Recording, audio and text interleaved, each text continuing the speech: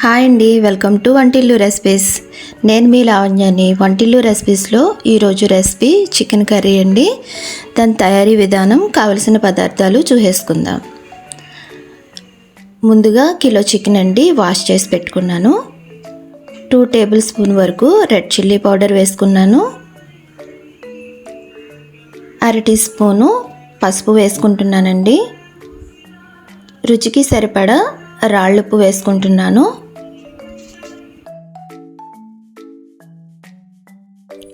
అల్లం వెల్లుల్లి పేస్ట్ కూడా వేసుకున్నాను ఇందులో. అలాగే 2 టేబుల్ స్పూన్లు పెరుగు తీసుకున్నాను.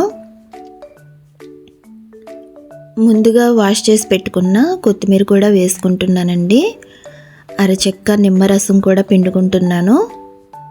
టేస్ట్ చాలా బాగుంటుంది.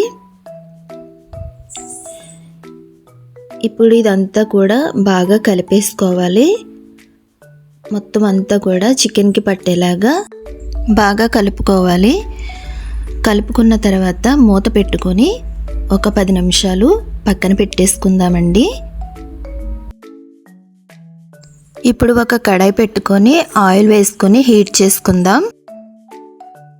ఆయిల్ హీట్ అయింది. ఇప్పుడు ముందుగా కట్ చేసి పెట్టుకున్న ఆనియన్స్ వేసుకుంటున్నానండి. 3 మీడియం సైజు ఆనియన్స్ వేసుకున్నాను.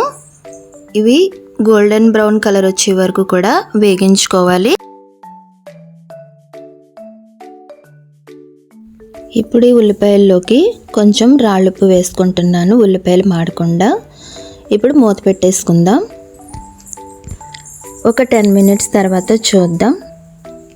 ఉల్లిపాయలు బ్రౌన్ కలర్లో మగ్గిపోయినాయి కదండి. ఇప్పుడు ముందుగా కలిపి పెట్టుకున్న చికెన్ వేసేసుకుంటున్నాను.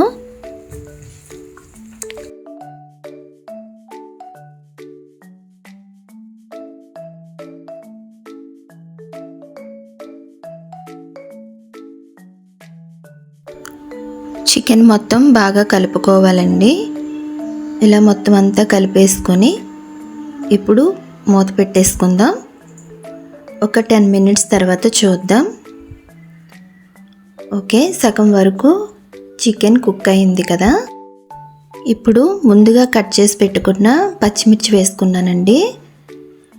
కొంచెం కరివేపాకు, కొంచెం పుదీనా వేసుకుంటున్నాను. ఇప్పుడు ఇంకొకసారి కలుపుకుందాం. ఇప్పుడు మూత పెట్టేసుకొని ఒక 10 మినిట్స్ తర్వాత చూద్దాం. ఓకే అండి, చికెన్ బాగా కుక్ అవ్వింది. మనకి ఇలా ఆయిల్ పైకి రావాలి. ఇప్పుడు ఒక చిన్న గ్లాస్ వాటర్ తీసుకుంటున్నానండి. ఇప్పుడు ఇంకొకసారి కలుపుకొని మూత పెట్టేసుకుందాం. ఇప్పుడు చూద్దాం ఒకసారి. ఓకే అండి, కర్రీ అయితే కుక్ అవ్వింది. చూద్దాం ఒకసారి. ఇలా గ్రేవీగా ఉండాలి చికెన్ కర్రీ. ముక్క కూడా బాగా ఉడకాలి. బాగా ఉడికిపోయిందండి చికెన్ కూడాను. ఇప్పుడు లాస్ట్లో కొంచెం గరం మసాలా వేసుకుంటున్నాను. ఒకసారి కలుపుకొని ఇప్పుడు కొంచెం కొత్తిమీర గార్నిష్ చేసుకుందాం. అంతే అండి, చికెన్ కర్రీ రెడీ.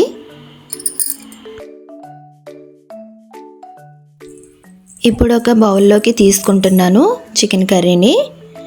ఈ చికెన్ కర్రీ రైస్లోకి, చపాతీలోకి చాలా బాగుంటుందండి. చాలా టేస్ట్గా ఉంటుంది. ఇలా మీరు కూడా ఒకసారి ట్రై చేయండి. మీకు ఎలా వచ్చిందో నాకు కామెంట్స్లో చెప్పండి. మా వీడియో మీకు నచ్చిందనే అనుకుంటున్నాను. నచ్చితే లైక్ చేయండి, షేర్ చేయండి, సబ్స్క్రైబ్ చేయండి. మరిన్ని రెసిపీస్ కోసం మన ఛానల్ని చూస్తూ ఉండండి. అలాగే ఈ వీడియో మీ ఫ్రెండ్స్ అండ్ రిలేటివ్స్కి షేర్ చేయండి. మరొక వీడియోలో కలుద్దాం. Thanks for watching.